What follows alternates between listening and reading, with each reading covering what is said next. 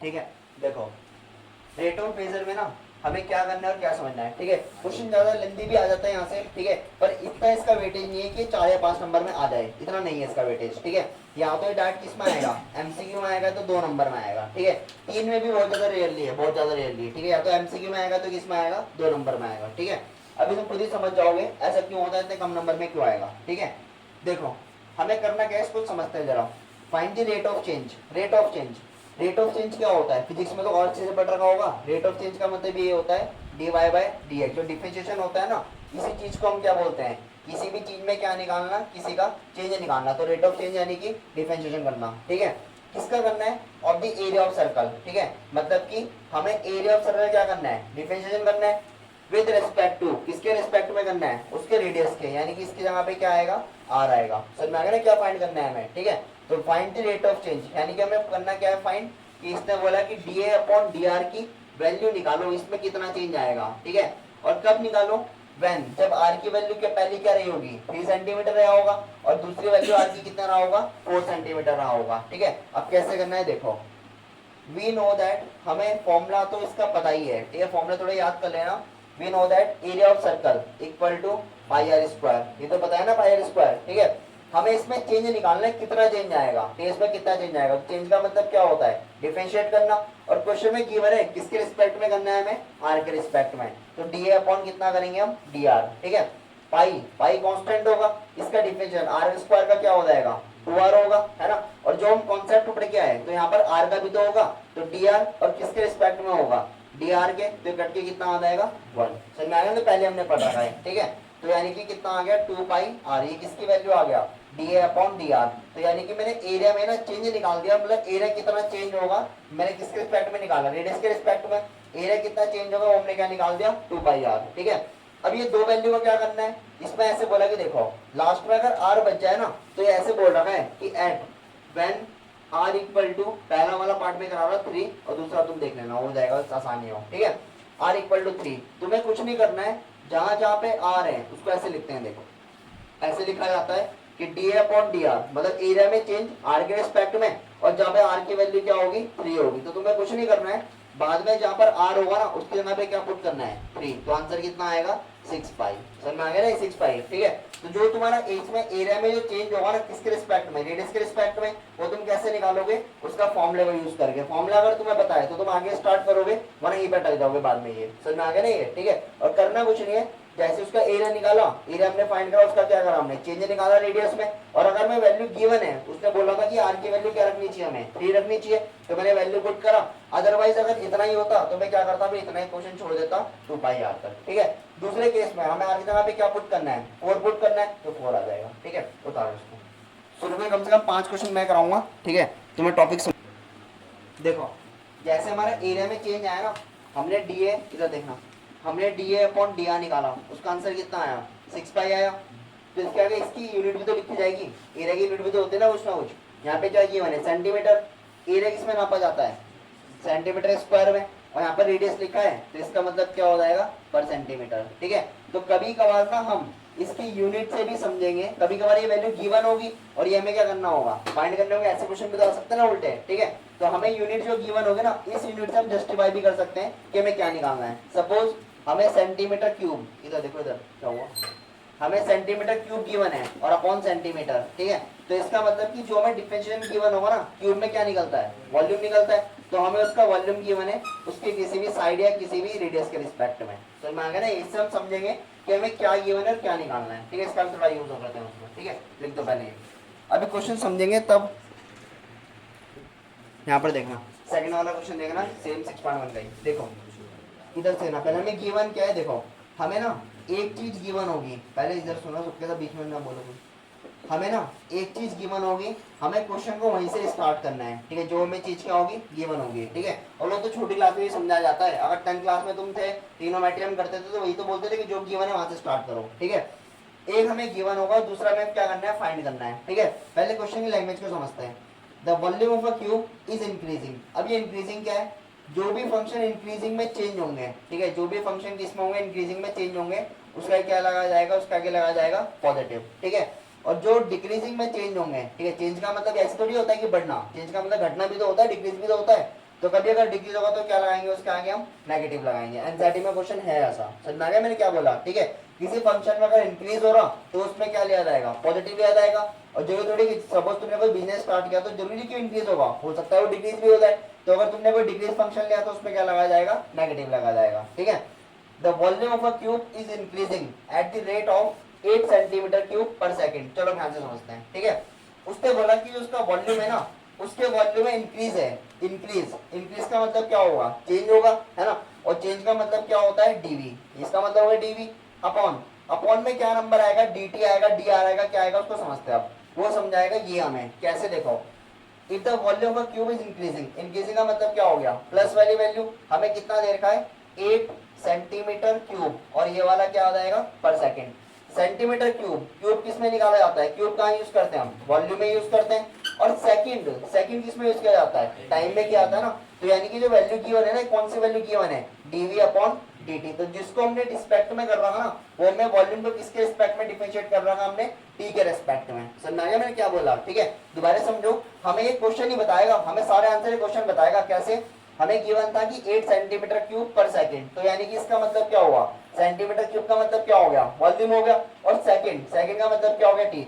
अच्छा, अगर सेकंड ना होता, यहाँ पर अगर सेंटीमीटर लिखा हो तो तुम क्या यूज करते थे, जो उसकी रेडियस, तो नहीं यहाँ पर क्यूब चल रहा भाई, क्यूब का मतलब क्या होगा, उसकी साइड। जो अगर यहाँ पर हमें सेंटीमीटर लिखा होता ना, तो जो भी क्यूब की साइड होगा उसको हम यूज करते हैं यहाँ पर, चाहे मैं इसको x मानूं, चाहे मैं इसको l मानूं, कुछ भी चीज मान लूं, समझ में आ गया, चाहे s मान लो, कुछ भी चीज, ठीक है। तो हमें यहाँ पर क्या दे रखा था, हमें तो यहाँ पर सेकंड दे रखा था, और सेकंड का मतलब क्या होता है, टाइम। तो ये कितना आ जाएगा, dv अपॉन dt, ठीक है। अब देखो, ये तो हमें गिवन है, हमें निकालना क्या है, how fast is the surface area of cube is increasing.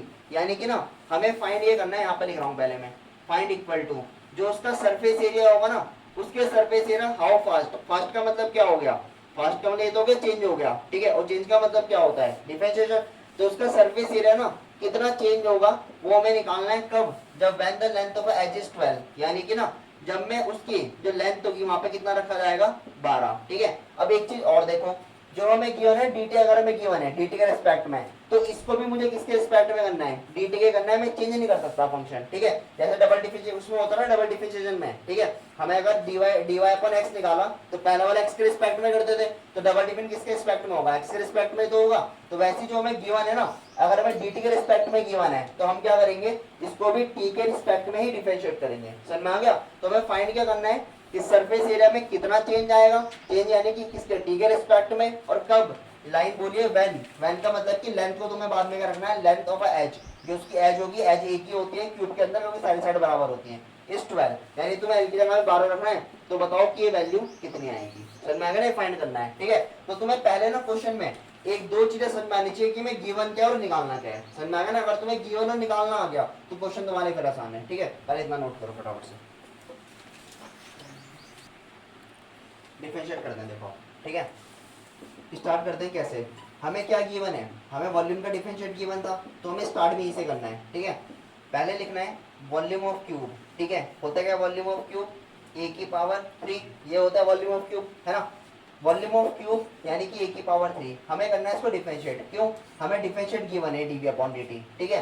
तो v को किसके रिस्पेक्ट में करूंगा, a के रिस्पेक्ट में, t के रिस्पेक्ट में, क्यों, क्योंकि हमें गिवन है किसके रिस्पेक्ट में, t के। ध्यान से देखते हैं ना, पावर 3 का कैसे होगा, 3 आगे आएगा और a स्क्वायर, ये हो जाएगा ना ये, ठीक है। अब इसके बाद a का भी तो करना पड़ेगा, तो a का क्या आएगा, da अपॉन क्या आएगा, dt, क्यों, क्योंकि हम t के रिस्पेक्ट में कर रहे हैं, समझ में आएगा ना ये, ठीक है। यही सबसे बड़ी बात होती है कि तुम इसको d अपॉन da मत लिख देना, वरना गड़बड़ हो जाएगा आंसर, ठीक है। तो dv अपॉन dt का मतलब क्या होगा, इसका रिस्पेक्ट, इसका डिफरेंशिएट किया, 3 पावर आगे आ गया, पता नहीं कौन सा फॉर्मूला लग रहा, x की पावर n वाला, a स्क्वायर और d अपॉन dt, ठीक है।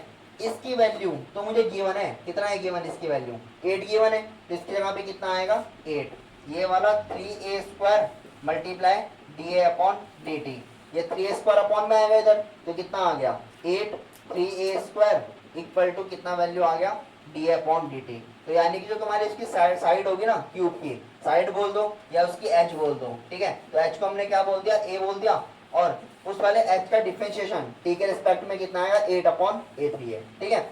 हमें फाइंड क्या करना था, सरफेस एरिया का डिफरेंशिएशन। तो सरफेस एरिया क्या होता है इसका, 6a स्क्वायर, ठीक है। और सरफेस एरिया दो होते हैं वैसे, cs से और ts से, ठीक है। तो मैंने cs से ts से क्यों लगाया यहाँ पर, अगर कभी भी अगर सर्फेस एरिया गिवन हो ना कि सर्फेस एरिया, तो उसका मतलब क्या होता है, उसका टीएस से होता है, कभी सीएस से मत लगाना, ठीक है। तो सीएस ऐसे सर्फेस एरिया क्या होता है इसका 6 स्क्वायर होता है। सर्फेस एरिया का डिफरेंशिएट करते हैं और हमें किसके रिस्पेक्ट में करना पड़ेगा, इसको भी टी के रिस्पेक्ट में। हम फंक्शन चेंज नहीं कर सकते, अगर टी के रिस्पेक्ट में यहाँ है तो यहाँ पर भी और वहां पर भी टी के रिस्पेक्ट में, ठीक है। इसका करते हैं, ये 2 आगे आएगा, कितना आ गया 12 e की पावर 1। अब ए का भी तो किया जाएगा, तो कितना आएगा डी अपॉन डी टी, याद है ना डी अपॉन। इसीलिए तो मैं डिफरेंशियल में बार बार जोर देके बता रहा था कि इसका भी करना होगा हमें, ठीक है। ये वाला 12 ए ऐसे आएगा, डी अपॉन डी टी की वैल्यू ये निकाल दी हमने पहले से 8 अपॉन 3 स्क्वायर, तो इसकी जगह पे कितना आएगा 8 अपॉन 3 स्क्वायर। 3 से इसको काटना 4 बार, ए के से ए के कैंसिल, तो कितना आ गया 8 4 जा 32 और अपॉन में कितना बच जाएगा ए, ये हो गया ना। तो ये किसकी वैल्यू आया, जो उसका सरफेस एरिया है उसमें कितना इंक्रीज होगा, कितना डिक्रीज होगा, कितना चेंज होगा 32 अपॉन ये। हमें लास्ट में एक वैल्यू भी दे रखा था कि उसने बोला कि वेन एच, अगर तुम्हें वैल्यू नहीं दिया तो इतना छोड़ दो तब भी तुम्हारा आंसर सही है, ठीक है। पर लास्ट में दे रखा था कि लेंथ ऑफ एज इज 12, तो तुम्हें एल की जगह पे कितना रखना है 12, तो 12 रख देते हैं इसकी जगह पे। 32 अपॉन 12 किससे कटेगा, ये 4 से कट रहा नहीं, 4 से 8 बार कटेगा, कितनी बार कटेगा 3 बार, तो तुम्हारा आंसर कितना है 8 अपॉन 3, ठीक है। अब चलते हैं ऐसा यूनिट में, तो ऐसा यूनिट क्या आएगी सेंटीमीटर स्क्वायर, ठीक है। इस वाले में ना देखो यहाँ पर क्या चल रहा था, सेंटीमीटर क्यूब चल रहा था इस वाले में, तो एरिया सर्फेस एरिया किसमें नापा जाता है सेंटीमीटर स्क्वायर में, और अपॉन में किसके रिस्पेक्ट में कर रहे हैं हम, टाइम के रिस्पेक्ट में, तो आंसर क्या होगा यहाँ पर सेकंड, ठीक है। और मैं तुम्हें एक चीज और बताता हूँ, जब ये क्वेश्चन एमसीक्यू में आते हैं ना, तो एमसीक्यू में देखो, एमसीक्यू में ना ऑप्शन ऐसे ऐसे दिए होंगे 8 अपॉन 3 सेंटीमीटर स्क्वायर पर सेकंड, ठीक है। बी वाला ऑप्शन होगा 3/8 सेंटीमीटर स्क्वायर पर सेकंड, ठीक है। सी वाला ऑप्शन होगा 8 अपॉन 3 सेंटीमीटर स्क्वायर पर सेकंड, ठीक है। और डी वाला ऐसे होगा 3/8 सेंटीमीटर स्क्वायर पर सेकंड, ठीक है। तो इसका मतलब समझ आना, देखो ये और बहुत से पेपर में ना कंफ्यूज करने के लिए ये वाला ऑप्शन पहले लिखा जाता है और ये वाला ऑप्शन कहाँ लिखा जाता है बाद में, ठीक है। और हमारी नजर में पहला ऑप्शन क्या आएगा, ये वाला आएगा 8 अपॉन 3, हम भागेंगे आंसर के पीछे 8 अपॉन 3, हम लगाएंगे इस पे टिक, जो कि क्या होगा गलत होगा। क्यों गलत होगा, इसकी सिर्फ किसकी वजह से, इसकी जो यूनिट लिखी है ना पीछे इसकी वजह से, ठीक है। तो यूनिट पे ध्यान रखना, हमें अगर टाइम में दिया सेकंड में तो डिफरेंशिएट उसके एस्पेक्ट में करना है, तो उसकी यूनिट में बहुत ज्यादा फर्क डालेगी, तो उसका आंसर कौन सा सही होगा, ये वाला ऑप्शन में। समझ में आ गया ना ये, ठीक है। तुम आंसर पूरा निकाल लोगे और खुद ही सोचो कि तुम 99% क्वेश्चन सॉल्व करने के बाद 1% में आंसर गलत कर दोगे, ठीक है। और नंबर मिलेगा एमसीक्यू में, इसका नंबर मिलेगा ही नहीं, फिर क्यों नहीं मिलेगा, मैंने सॉल्यूशन में आंसर एक गलत टिक लगा दिया, ठीक है। तो पेपर में कंफ्यूज करने के लिए इसकी यूनिट के भी ध्यान देना, यूनिट क्या लिखी है वहां पर, ठीक है। उतारो इसको,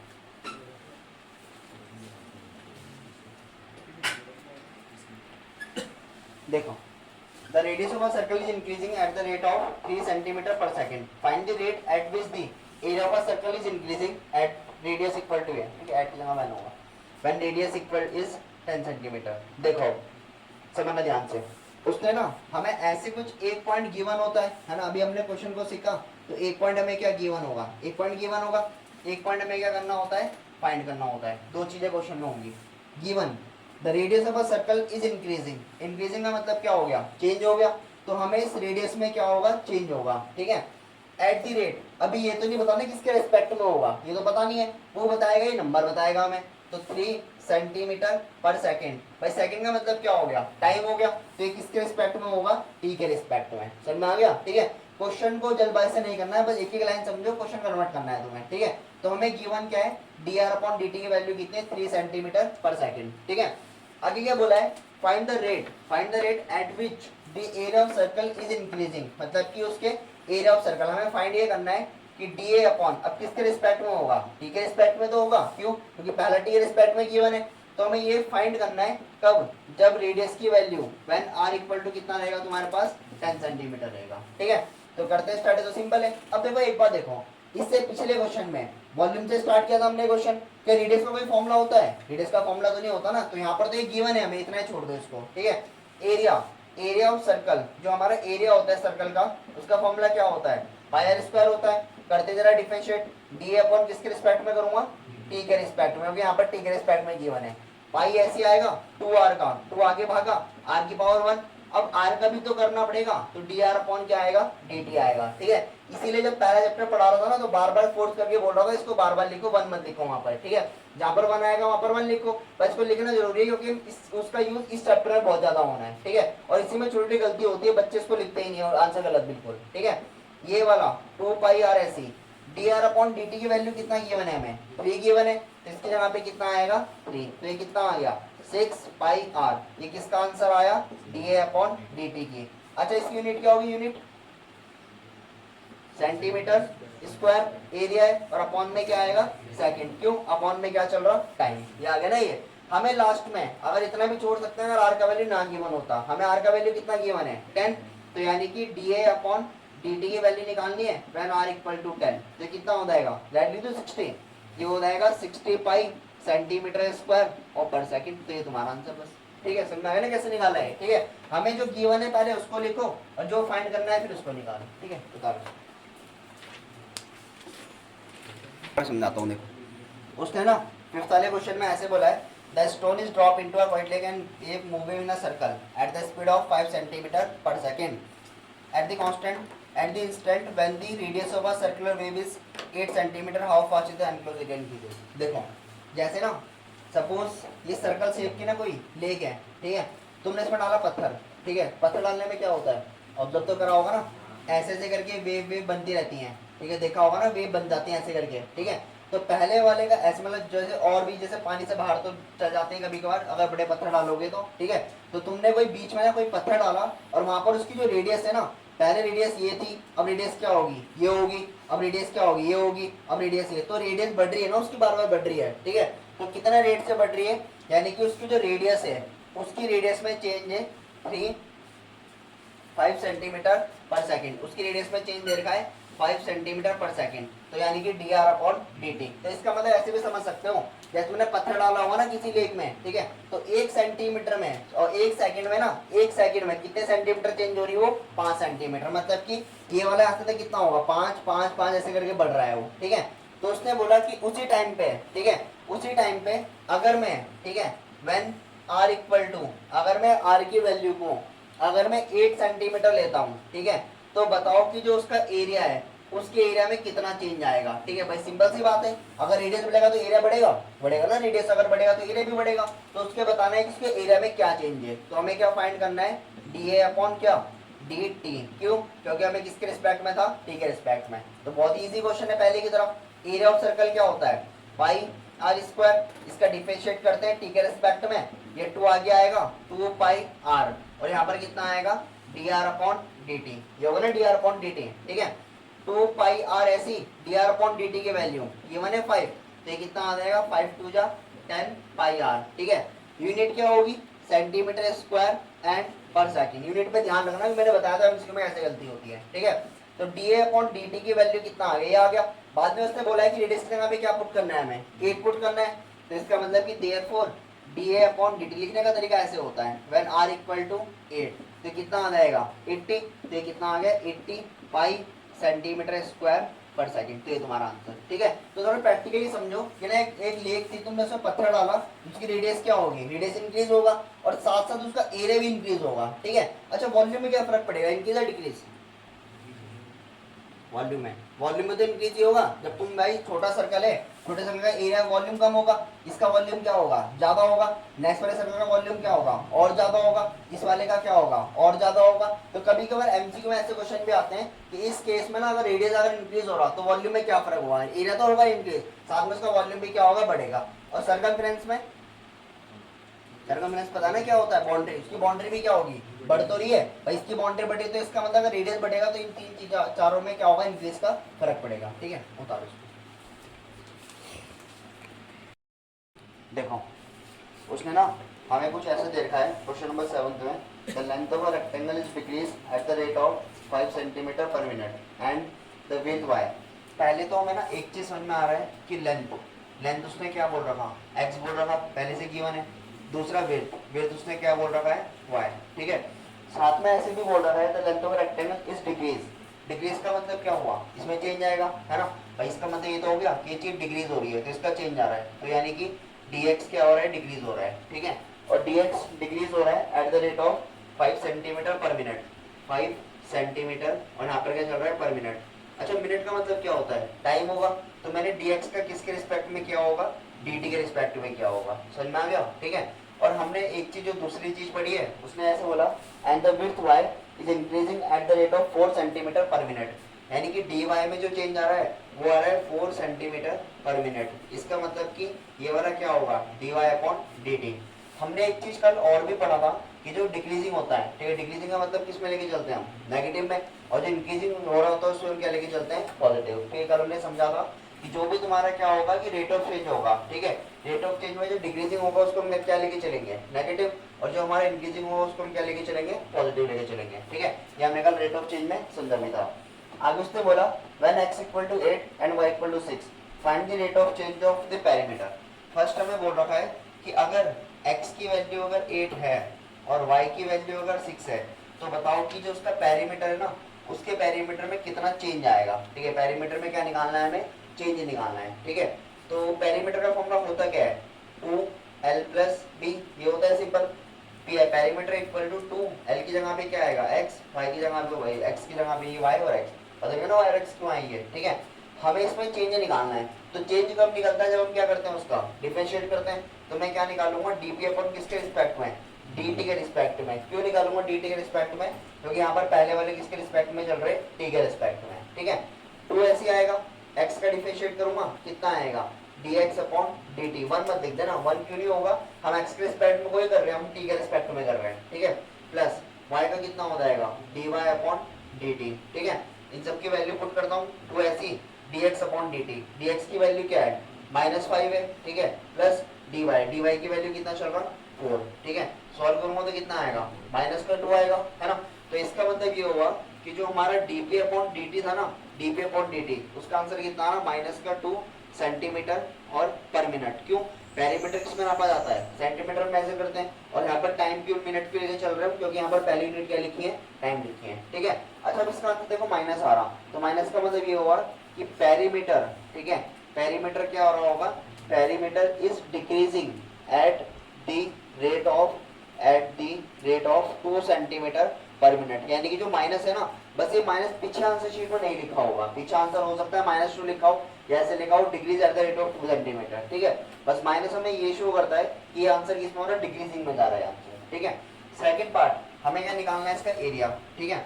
सेकंड देखो एरिया, हमें एरिया में डिक्रीज निकालना है, इनकी क्या डिक्रीज निकालना है, तो एरिया में चेंज, तो एरिया होता क्या है, लेंथ इनटू ब्रेड्थ, यानी कि x इंटू वाई, है ना, ये होता है ना area, x into y, area equal to x into y. मैं जब इसका क्या करता हूँ डिफरेंशिएट, तो dx अपॉन dt, ये दोनों के दोनों क्या होंगे, वेरिएबल होंगे, तो क्या लगा जाएगा इसमें, प्रोडक्ट रूल।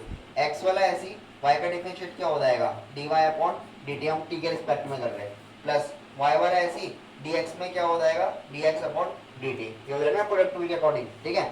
x की वैल्यू और y की वैल्यू, x और y दिया तो था कि जब x की वैल्यू 8 होगी और y की वैल्यू क्या होगी, 6 होगी, तो x की जगह पे कितना आएगा, 8 आएगा, dy अपॉन dt हमें गिवन है पहले से, कितना होगा यहाँ पर 4, प्लस y का वैल्यू हमें गिवन है 6 है, और dx अपॉन dt की वैल्यू भी गिवन है कितनी है, -5, ठीक है। 8 फोर कितना हो जाएगा 32, ये वाला कितना हो जाएगा 30, यानी आंसर कितना है 2। तो हमारा जो एरिया था ना, उस एरिया में कितना चेंज आया, 2 सेंटीमीटर स्क्वायर, एरिया स्क्वायर में नापा जाता है, और अपॉन क्या लिखा जाएगा, मिनट। और अच्छा इसका आंसर देखो पॉजिटिव आ रहा, तो इसका मतलब क्या होगा, एरिया क्या हो रहा होगा, इंक्रीज हो रहा होगा at the rate of 2 centimetre square पर मिनट, ठीक है। और जबकि पेरीमीटर का आंसर भी 2 है, बट वो क्या हो रहा होगा, डिक्रीज हो रहा होगा, ठीक है।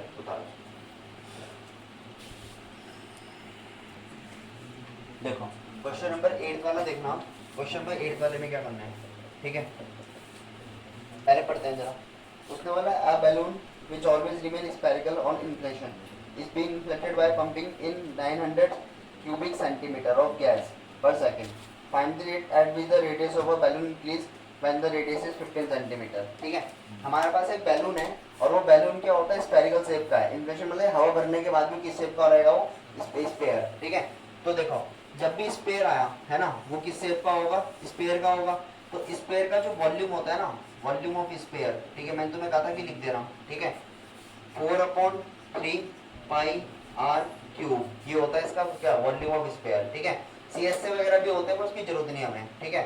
लिख देता हूँ या तो कि जो तुम्हारे सरफेस एरिया होता है, ठीक है, जो तुम्हारा सरफेस एरिया होता है वो कितना होता है 4πr²। ठीक है, उसने एक बात बोला कि ना the balloon which always remain spherical on pressure, यानी कि वो स्फेरिकल रहेगा जब हम उस पर क्या भरेंगे, हवा भरेंगे। ठीक है, और हवा में क्या बोल रही है देखो, पंपिंग इन 900 क्यूबिक सेंटीमीटर, हमें एक नंबर दे रखा, उस नंबर से हमें समझना है। ठीक है, 900 सेंटीमीटर क्यूब ऐसे बोल रखा ना वो, ऑफ गैस पर सेकेंड। ठीक है, तो इसका मतलब क्या हुआ देखो, अगर मैं इसी को कन्वर्ट करता हूँ ना तो इसका मतलब ये तो हो गया 900 सेंटीमीटर क्यूब और ये वाला क्या होगा पर सेकेंड। ठीक है, सेंटीमीटर क्यूब किसकी यूनिट होती है, वॉल्यूम की है, एरिया की है, पेरीमीटर की, वॉल्यूम की होती है। भाई एरिया में तो कंफ्यूजन हुआ ही नहीं, क्योंकि एरिया की तो होती नहीं स्क्वायर वगैरह। ठीक है, अगर स्क्वायर होता तो हम सोचते भी CS से या TS से, पर वॉल्यूम तो बहुत अलग होता है, वॉल्यूम में क्या होता है क्यूब। तो यानी कि ना हमें ये देखो, इसका मतलब देखा हमें चेंज, क्योंकि इसके रिस्पेक्ट में कर रहा ना,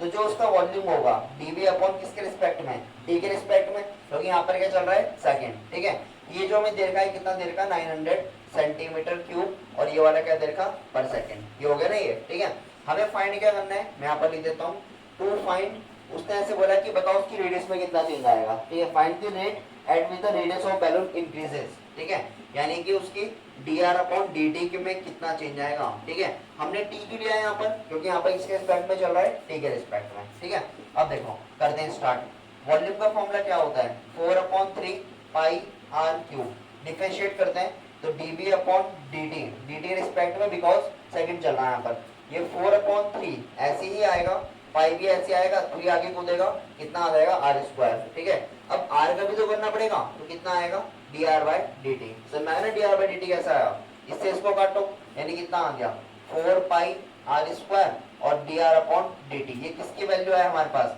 dv अपॉन dt। अच्छा dv अपॉन dt की वैल्यू पता तो है 900 है, तो इसकी जगह पे कितना आ जाएगा 900। ठीक है, ये वाला इधर अपॉन में आ गया, तो ये कितना आ जाएगा, ये आएगा 900 अपॉन, ये नंबर अपॉन में आया तो 4πr² equal to dr upon dt, ये निकलेगा ना dr अपॉन dt। लास्ट में ना ऐसे बोला था कि find the rate and with the radius of a balloon increases when the radius is 15, यानी कि ना जो उसका रेडियस है हमें उसकी वैल्यू कितना रखना है 15, है ना। तो रखते हैं जरा, ये हो जाएगा 900 4π 15 का स्क्वायर कितना हो जाएगा 225। ठीक है, equal to dr upon dt, 225 multiply 4 कितना होगा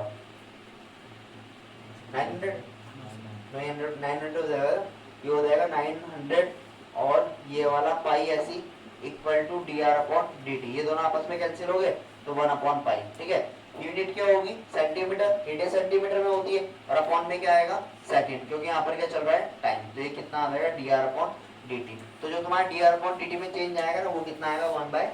ठीक है, उतारो 15 का स्क्वायर। क्वेश्चन नंबर 9 वाले में ना हमें ऐसे बोल रखा है कि वेरिएबल रेडियस है उसका। ठीक है, जो एक स्पेयर है उस वाले का क्या है एक वेरिएबल रेडियस है। ठीक है, जिसको हम क्या मान लेते हैं r मान लेते हैं, ध्यान से समझना। वॉल्यूम ऑफ स्पेयर, क्योंकि वहां पर स्पेरिकल बैलून है तो हमारे पास कितना होता है 4/3 पाई r क्यूब, अभी भी यूज किया, वॉल्यूम को v बोल देते हैं, तो 4/3 पाई r क्यूब। उसने ऐसे बोला कि ना इसके वेरिएबल रेडियस का मतलब से रेडियस में चेंज नहीं आएगा, ये रेडियस बार बार चेंज नहीं हो रहा, इसमें चेंज नहीं होगा। तो हम क्या करते हैं देखो, इसको डिफरेंशिएट करते हैं किसके रिस्पेक्ट में r के रिस्पेक्ट में, क्यों, क्योंकि रेडियस में तो चेंज आना नहीं है ना। तो देखो r के रिस्पेक्ट में क्या फायदा होगा 4/3 ऐसी पाई ऐसी, ये 3 आगे कूदेगा यानी कितना हो गया 3r² हो गया। अब r का भी तो करना पड़ेगा, तो dr अपॉन कितना आ जाएगा dr इंजेक्ट करके कितना आ जाएगा 1। ठीक है, इसीलिए हमने क्या करा कि इसकी जगह पे क्या रखा dr अपॉन, ये r के रिस्पेक्ट में रखा, इसमें रेडियस में चेंज नहीं आएगा। ठीक है, अगर मैं टाइम के रिस्पेक्ट में करता, टाइम के रिस्पेक्ट में, तो यहाँ पर क्या लिखा जाता है dr अपॉन dt, और dr अपॉन dt का मतलब क्या है कि r में चेंज आ गया, बट क्वेश्चन के अकॉर्डिंग वेरिएबल का मतलब क्या हुआ है फिक्स रेजिस्टेंस है, फिक्स रेडियस है, मतलब उसका 4/3, या तो इससे काट दो, इससे कटेगा 4π कितना हो गया r² हो गया, है ना। अब dv अपॉन dr, हमें r की वैल्यू भी तो गिवन है, r की जगह पे कितना रखना है 10 रखना है, तो ये कितना हो जाएगा 100, है ना।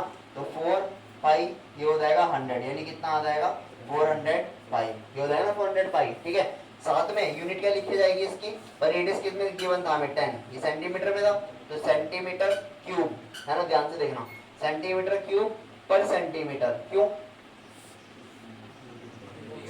क्योंकि भाई वॉल्यूम है, वॉल्यूम किस में नापा जाता है, सेंटीमीटर क्यूब में नापा जाता है, और रेडियस किस में नापी जाती है, सेंटीमीटर में, ठीक है। और ये सेंटीमीटर क्यों लिखा मैंने, मीटर क्यों नहीं लिखा, क्योंकि क्वेश्चन के अंदर अगर पढ़ोगे ना तो लास्ट लाइन में दे रखा है कि when the radius when the latest 10 centimetre, radius की वैल्यू क्या होगी लास्ट में 10 सेंटीमीटर सेंटीमीटर में, ठीक है। अच्छा मैं इसको 1 सेंटीमीटर से काट भी सकता हूँ स्क्वायर, ऐसे काटना नहीं है, वो हमें क्या शो कर रहा है, वो डिफरेंशिएट शो कर रहा है कितने में उसका चेंज आएगा, ठीक है। अगर मैं काट के ऐसे लिख दूंगा ना 405 सेंटीमीटर स्क्वायर, तो ये क्या निकल जाएगा, तो एरिया निकल जाएगा इसका, ठीक है। चेंज इन एरिया नहीं, सिर्फ एरिया निकलेगा उसका, ठीक है। चेंज एरिया में तो तब होता ना अगर ये किसी न किसी के रिस्पेक्ट में किया जाएगा, ठीक है। तो ये अगर ऐसे लिखूंगा ना मैं काट के सेंटीमीटर से, ये तो ऐसे गलत है बिल्कुल, ये तो एरिया हो जाएगा फिर, ठीक है। हमें क्या निकालना है, उसके वॉल्यूम में चेंज, ठीक है। नंबर भी देंगे ना, है नंबर भी देंगे, नंबर नहीं मिलेंगे फिर, आधे मिलेंगे स्टेप मार्किंग के। देखो इधर देखो, जैसे ना हमने एक वॉल बना दी, इधर देखना, ठीक है। ये वाला क्या बनाई मैंने, एक वॉल, ठीक है। ये वाला ग्राउंड लेवल होगा, सिंपल सी बात है। हमने ऐसे करके ना एक सीढ़ी लगा रखी है, ठीक है। ये मान लेते हैं ये वाली क्या होगी हमारे पास, एक लैडर, ठीक है। ये होगी ना सीढ़ी। मैंने क्या करा, ठीक है, मैंने इसमें ना, अच्छा जो हम पहले गिवन है उसको भी समझ लेते हैं, ठीक है। ये तो हमारे पास क्या है, वॉल होगी है, ठीक है, ग्राउंड लेवल है सब। ये हमें लेटर की लेंथ कितना दे रखा हो, 5 सेंटीमीटर, ठीक है। जो ये वाला इधर देखो, इधर पहले ए बी एंड सी, ठीक है। मैं जो ए बी है ना, ए बी यानी कि जो वॉल की है ये, ठीक है, यहाँ पर 5 मीटर। देखो अगर मैं ए बी को ना एक्स मान लेता हूँ, ए बी क्या है, हाइट ऑफ अ वॉल, ठीक है। और जो ये बी सी होगा इसको मैं क्या मान लेता हूँ, y, the distance between the wall and the foot of the ladder, ठीक है। फुट होगा ये वाला क्या होगा, इसका हेड होगा या टॉप होगा, ठीक है। अब समझो, देखो उसने क्या बोला, उसने लाइन में ना ऐसा लिखा है, a bottom of a ladder is pulled along the ground away from the wall, यानी कि ना मैंने क्या करा, ये लैडर है ये, ठीक है। फुट कहाँ पर होगा, ये वाला पॉइंट होगा, अब ध्यान से समझना, ठीक है। मैंने क्या करा, ऐसे करके सीढ़ी लगी थी, ऐसे करके सीढ़ी, ठीक है। मैंने इसको ना पीछे खींचा, इस वाले पॉइंट को। अगर मैं इसको पीछे खींचूंगा, ठीक है, तो ये तुम्हें दिख रहा है, ये हेड ये इसका नीचे नीचे आएगा, ठीक है। तो खुद ही देखना ध्यान से, ऐसे करके सीढ़ी लगी है, तो यहाँ पर ये इसका फुट है और यहाँ पर इसका हेड है, ये फुट है। अगर मैं फुट को पीछे खींचूंगा ना तो देखो ये खुद ही नीचे नीचे आ रहा है, ठीक है। इसका मतलब क्या हुआ, अगर मैं ना इस वाले को अगर मैं ऐसे खींचूंगा तो ये सीढ़ी के ना मुझे कुछ ऐसे दिखेगा, ठीक है।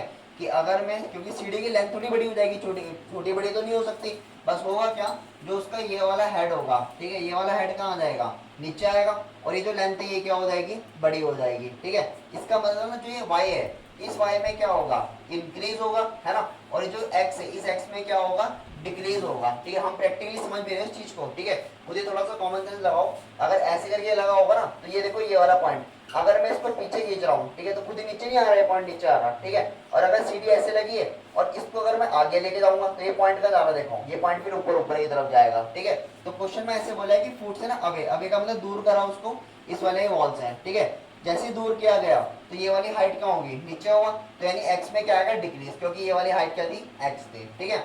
ये वाला क्या था, वाई था, इसको हम वाई मार्क कर देते हैं, ये एक्स, ठीक है। ये वाला जो y था, इस y में क्या होगा, इंक्रीज होगा, यानी ये बढ़ जाएगा, इंक्रीज का मतलब बढ़ जाएगा, ठीक है। अब समझते हैं क्वेश्चन में क्या गिवन है और क्या हमें निकालना है। The bottom of a ladder is pulled along the ground away from the wall at the rate of 2 centimetre per second. भाई हमने ना सीढ़ी के पांव को खींचा इससे दूर और उसमें कितना चेंज आया, इसका मतलब कि dy/dt हमें गिवन है 2 सेंटीमीटर पर सेकंड, ये होगा ना 2 सेंटीमीटर पर सेकंड, ठीक है। सिंपल सी बात है, उसने हमें दे रखा है कि y में कितना चेंज है, dy/dt में 2 सेंटीमीटर पर सेकंड, ठीक है। आगे उसने ऐसे बोला, how fast is the height of a wall decreases, यानी हाइट ऑफ वॉल का मतलब वही है कि जो ये चीज है ना, ये में कितने में डिक्रीज होगा, ठीक, कितने में डिक्रीज होगा वो में निकालना है। तो देखो हमें ये फाइंड करना है कि dx/dt में कितना चेंज आएगा, ठीक है। और ऐसे में तो मैं एक चीज बताता हूँ, इसका जो आंसर है ना, इसका आंसर किस में आना चाहिए, इसका आंसर नेगेटिव में आएगा। क्यों आएगा नेगेटिव में, हमने सीखा कि वो डिक्रीज हो रही चीज, समझ में आएगा। सॉल्व करने के बाद आंसर तुम खुद ही देखना, आंसर नेगेटिव में आएगा, ठीक है। तुम्हारा पॉजिटिव में आ रहा तो इसका तुम क्या कर रहे, गलत कर रहे, क्योंकि प्रैक्टिकली हमने क्या समझा कि अगर x में इसको करूंगा तो डिक्रीज हो जाएगा, पहले यहाँ से यहाँ तक था x, अब ये कितना होगा, इतना, तो इसका डिक्रीज हुआ, तो आंसर इसमें आना चाहिए नेगेटिव में। अभी निकाल के देखते हैं, ठीक है। आगे में क्या देखा है, एक और चीज देखी थी उसमें, of a vertical when the foot of a ladder is 4 centimetre, मतलब कि अगर y की वैल्यू अगर कितनी रखी जाए, 4 रखी जाए, ठीक है। तो पहले जरा x निकाल लेते हैं पाइथागोरस थ्योरम से, ठीक है। तो ऐसे लिखते हैं h का स्क्वायर इक्वल टू p का स्क्वायर एंड b का स्क्वायर, ये कितना आएगा 5 का स्क्वायर परपेंडिकुलर हमारे पास कितना एक्स का स्क्वायर और बेस कितना है 4, 5 का स्क्वायर 25 माइनस का 16 एक्स स्क्वायर 9 और एक्स स्क्वायर। एक्स की वैल्यू क्या आएगी प्लस माइनस 3, पता ना प्लस माइनस 3, बट हम माइनस में नहीं रख सकते। क्यों नहीं रख सकते माइनस में? क्योंकि वो गया किसी की लेंथ है वो, ठीक है भाई। चेंज थोड़ी है ये, चेंज तो आ सकता है नेगेटिव में, पर ये जो हम एक्स निकाल रहे हैं ना ये किसकी साइड है, तो साइड किस में नहीं हो सकती, नेगेटिव में नहीं हो सकती, ठीक है। अब मुझे बताओ dx अपॉन dt कैसे निकाला जाएगा, dx अपॉन dt कैसे निकाला जाएगा पता है? हाँ सही पता है। जैसे अभी तो हमें पिछले क्वेश्चन में वॉल्यूम था, सरफेस एरिया था, फॉर्मूले थे उसके, यहाँ पर तो कुछ फॉर्मूला ही नहीं है डिफरेंशिएट करने के लिए। देखो दोबारा से हम पाइथागोरस थ्योरम लगाते हैं, P square H square, hypotenuse की जगह पे कितना आएगा 25, ये आ गया 5 का स्क्वायर आ गया। इसको मैं रख देता हूँ x और इसको रख देता हूँ y। अब करते हैं differentiate with respect to time. क्यों करते हैं टाइम के? क्योंकि हमें क्या गिवन था dy अपॉन dt, ठीक है। ये तो क्वेश्चन में गिवन नहीं था, बिना इसके तो क्वेश्चन हो ही नहीं पाएगा, ठीक है। जैसे हमने 25 का डिफरेंशिएट किया तो आंसर कितना आएगा 0, क्योंकि 25 तो कांस्टेंट होगा, ठीक है। 25 का कितना आ गया 0, पता है 25 कैसा आया, ये 5 का स्क्वायर, ठीक है। इसका करेंगे तो कितना आएगा 2x dot dx upon dt, ये आएगा ना 2x अपॉन ये, प्लस इसका करूंगा कितना आएगा 2y dot dy upon dt। इसको इधर आके माइनस का कर लेता हूँ, तो माइनस का 2x and dx upon dt, 2y dot dy upon dt, 2y से 2 से 2 कट गया है ना, माइनस x की वैल्यू तुमने निकाल रही है, इससे तो निकाली मैंने वैल्यू है, हम यूज कर रहे हैं इसको, ठीक है। ये वाला आएगा 3, ये dx अपॉन dt मुझे फाइंड करना है। y की वैल्यू हमारे पास कितने थी 4, ठीक है, y की वैल्यू हमारे पास थी 4, ठीक है, डॉट dy अपॉन dt की वैल्यू कितना होगा प्लस का 2, ये आ जाएगा 2, 4 टू कितना हो गया 8 हो गया, और ये 3 अपॉन में जाएगा तो माइनस का 8 अपॉन 3 सेंटीमीटर पर सेकेंड। तो यानी कि जो वॉल होगी ना, वो जो लैडर की जो ऊपर वॉल लगी होगी वो कितने रेट से डिक्रीज हो रहा होगा, वो वाला क्या है -8/3, ठीक है। अच्छा इस x में और इसमें क्या फर्क है, ये वाला x क्या है, उस लेंथ ऑफ वॉल है, ये लेंथ ऑफ वॉल है ये, ठीक है, डिक्रीज होने से पहले। और जो ये डिक्रीज किस रेट से हो रहा, किस रेट का मतलब कि तुम अगर सीढ़ी को अगर ऐसे करके आराम से खींचते रहोगे ना तो ये चेंज होता रहेगा, डिक्रीज होता रहेगा, ठीक है। तो कितने हिसाब से कितने रेट से डिक्रीज हो रहा -8/3 के हिसाब से, ठीक है। एक चीज और समझा रहा था मैं, इधर पहले इसको बता रहा हूँ फिर मिलाता हूँ, जानते सुनना। क्वेश्चन बाई 11th में ना ऐसे बोल रखा particle move along the curve 6y equal to a, ठीक है। देखो हमें एक कर्व दे रखा है 6y equal to x³ plus 2, वही है ना, x³ plus 2, find the point. अब देखो फाइंड द पॉइंट निकालना क्या है पहले तुम्हें पता होना चाहिए। हमें यही नहीं पता कि हम क्वेश्चन में कर क्या रहे हैं, फाइंड क्या करना है, तो नहीं निकलेगा कभी। पॉइंट का मतलब क्या होता है कोऑर्डिनेट्स, तो हमें x y निकालना है, समझ में आ गया, ठीक है। हमें इसके अकॉर्डिंग क्या निकालना है x y यानी कि पॉइंट निकालना है, एक्सिस और कोऑर्डिनेट, ठीक है। पूरा का मतलब कोऑर्डिनेट फाइंड करना है।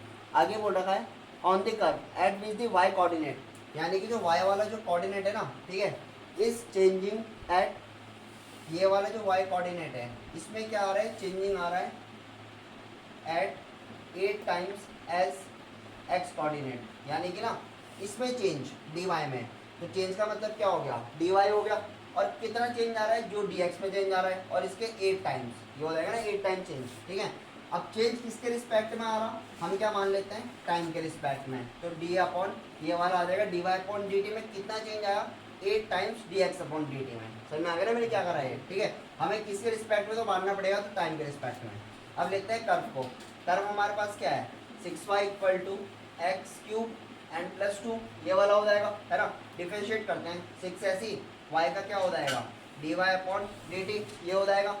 इसकी जगह पे कितना आएगा 3 आगे कूदेगा x² और dx अपॉन dt प्लस 2, ये हो जाएगा ना ऐसे करके ये, ठीक है, समझ में आ गया ना, सॉरी 2 का हो जाएगा 0, ठीक है, प्लस का कितना हो जाएगा 0, ठीक है। अब इसके बाद ये वाला 3 से कट सकता है कितनी बार 2 बार, तो 2 dy upon dt equal to x² and dx upon dt।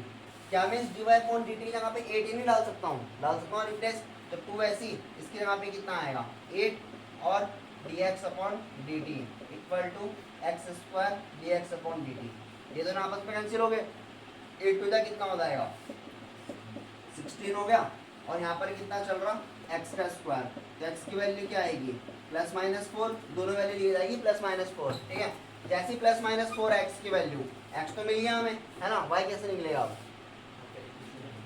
इसमें तो नहीं डाल सकते हैं, तो चेंज है इसमें मत डाल देना, रेट ऑफ चेंज है, हम किसमें डालेंगे कर्व की वैल्यू में। तो कर्व की वैल्यू हमारे पास कितनी है 6y equal to x cube and plus का 2, पहले x की जगह पे एक बार 4 डाल देना, तो y का वैल्यू कितना मिल जाएगा, 4 का क्यूब कितना होता है 64 है ना, 64 प्लस 2 कितना हो जाएगा 68, y का वैल्यू कितना हो जाएगा, 3 से डिवाइड करोगे इसको 34 अपॉन, इससे डिवाइड करोगे ना, अच्छा ठीक है, इसको किससे डिवाइड करोगे, इससे डिवाइड करोगे कितना आ जाएगा 11, ये होगा ना 11, ठीक है। समझ में आया ना 11 कैसा आई है। एक बार x की जगह पे क्या डालना है माइनस का 4 डालना है ना, तो ये कितना मिल जाएगा 6y इक्वल टू माइनस का 64 आएगा, प्लस ये कितना आएगा माइनस का 62, ये हो जाएगा ना, ये y का वैल्यू कितना आएगा माइनस का 31 अपॉन कितना आ जाएगा 3, ठीक है। तो हमसे ना पॉइंट पूछा गया था क्या क्या पॉइंट होगा, तो एक पॉइंट तो ये आएगा कौन सा वाला 4, 11, और दूसरा पॉइंट क्या हो जाएगा -4, माइनस का 31 अपॉन 3, ये तुम्हारा आंसर, ठीक है। उतारो इसको।